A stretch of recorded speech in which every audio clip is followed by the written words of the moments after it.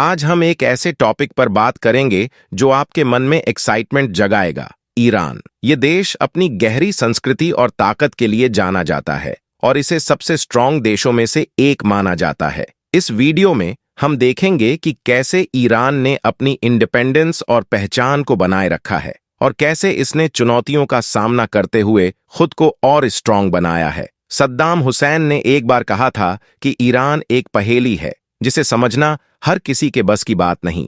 यह सच है, क्योंकि अगर ईरान का मुकाबला इतना आसान होता तो दुनिया इसे सफ़ेद हस्ती से मिटा चुकी होती। यह वह देश है जिसने उस समय अमेरिका को शिकस्त दी जब पूरी दुनिया उसके सामने झुक रही थी। दुनिया में 57 से ज्यादा मुस्लिम देश हैं, लेकिन ईरान का दबदबा अमेरिका के सामने अनोखा है। ईरान ने अपनी ताकत और साहस से यह साबित किया है कि वह किसी से कम नहीं है। जब बात गाजा के मुद्दे की आती है तो यहां तक कि सऊदी अरब जैसा बड़ा देश भी इतना विरोध नहीं कर पाया जितना ईरान ने किया है। ईरान ने हमेशा अपनी आवाज उठाई है और अपने हक के लिए खड़ा हुआ है। ईरान की यह विशेषता उसे अन्य मुस्लिम देशों से अलग बनाती है। इसलिए अगर आप जानना चाहते हैं कि ईरान की ताकत का असली राज क्या है, तो इस वीडियो में हमारे साथ बने रहिए। हम आपको बताएंगे कि कैसे ईरान ने अपने साहस के साथ दुनिया में अपनी पहचान बनाई है। ईरान ने इजराइल पर हमला करके साबित कर दिया है कि वह सिर्फ बातें ही नहीं करता, बल्कि जरूरत पड़ने पर अपने रॉकेट से दुश्मनों की धरती हिला देता है।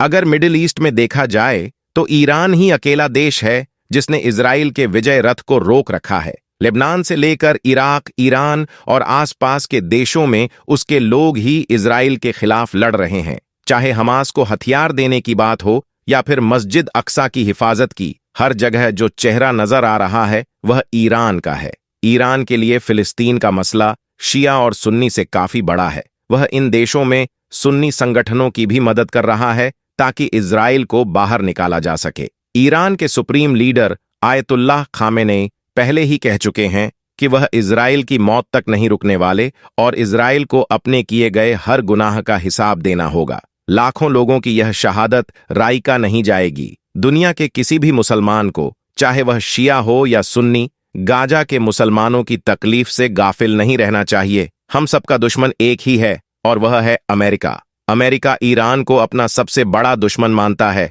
क्योंकि ईरान के अंदर वह ताकत है कि वह उसकी सत्ता को चुनौती दे सकता है। ईरान के अंदर वह ताकत है कि वह पूरी मुस्लिम दुनिया को एक कर सकता है।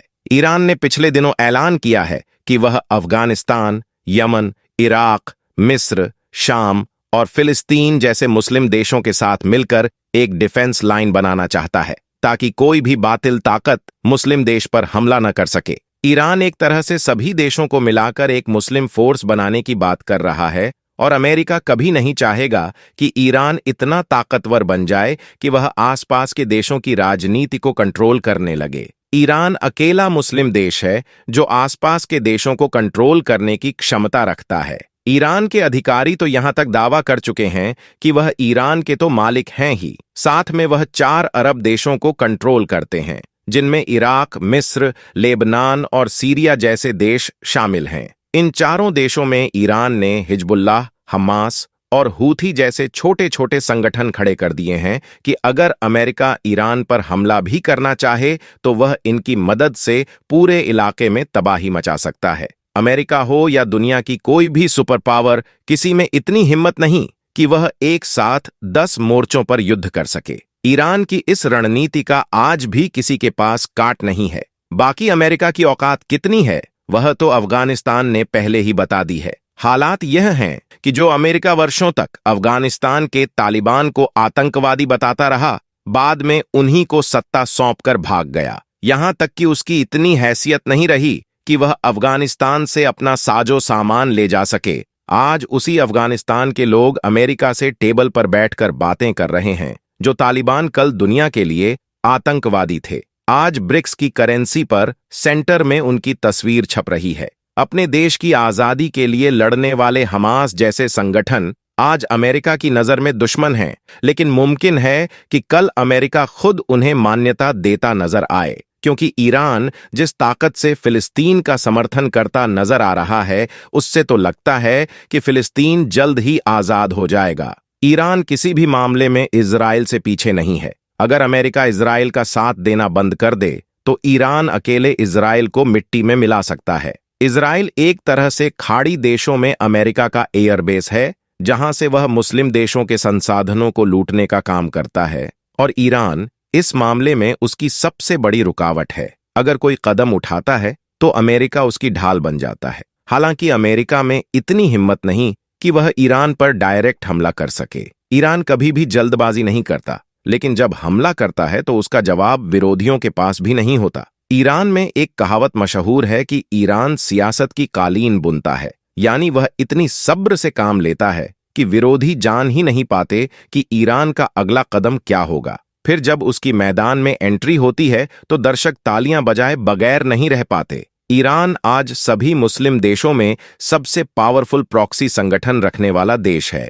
उसके पास ऐसी ताकतें और ऐसे संगठन हैं जो चंद घंटों में ही पूरी दुनिया की अर्थव्यवस्था को प्रभावित कर सकते हैं। अगर ईरान सिर्फ अपनी सरहदें बंद कर दे तो एक दिन में अमेरिका सहित पूरी दुनिया को लाखों करोड़ों डॉलर का नुकसान होगा, और कोई भी देश इतना बड़ा नुकसान बर्दाश्त नहीं कर सकता। जिस ईरान पर अमेरिका ने पाबंदी लगाई थी कि वह किसी से हथियार नहीं खरीद सकता, आज वही ईरान दुनिया के 20 से अधिक देशों को अपने ड्रोन बेच रहा है। Tajikistan, Sudan, Ethiopia, Venezuela, Algeria जैसे देश उसके ड्रोन सिस्टम का इस्तेमाल कर रहे हैं। ईरान ने जालिमों का मुकाबला करने के लिए उसके विरोधी देशों को एक प्लेटफॉर्म पर लाकर खड़ा कर दिया है। अमेरिका के पूर्व राष्ट्रपति जॉर्ज डब्ल्यू बुश ने कभी कहा था कि निसंदेह ईरान हमारे लिए खतरा है, क्योंकि उसका मकसद हमारे सबसे स्ट्रांग साथी इजराइल को बर्बाद करना है। यह दुनिया के अमन और हमारे गठबंधन के लिए खतरा है।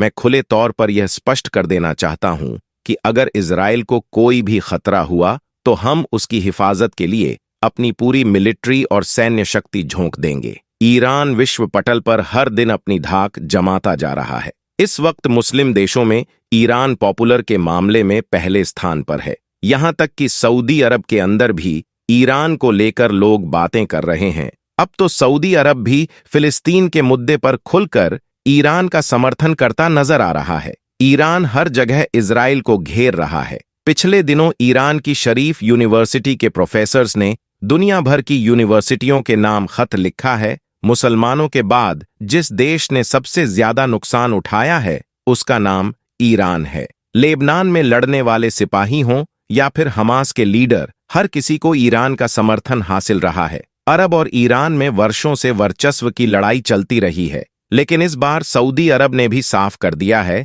कि वह अपनी जमीन का इस्तेमाल ईरान के खिलाफ नहीं होने देगा। इजराइल को लगता है कि वह बड़ी आसानी से अपने ग्रेटर इजराइल के मंसूबे को पूरा कर लेगा और गाजा से मुसलमानों का खात्मा कर देगा। लेकिन उसे याद रखना चाहिए कि जब तक ईरान मिडिल ईस्ट में मौजूद है तब तक उसकी यह ख्वाहिश कभी पूरी नहीं हो सकती। इजराइल को याद रखना चाहिए कि टाइगर अभी जिंदा है, ईरान अभी जिंदा है। वैसे ईरान के बारे में आपके क्या विचार हैं? नीचे कमेंट में जरूर बताएं। क्या आप ईरान को एक ताकतवर देश मानते हैं? अगर हां, तो इस वीडियो को लाइक और शेयर जरूर करें। ऐसी और वीडियो को देखने के लिए हमारे चैनल को सब्सक्राइब करें और बेल आइकन जरूर दबाएं।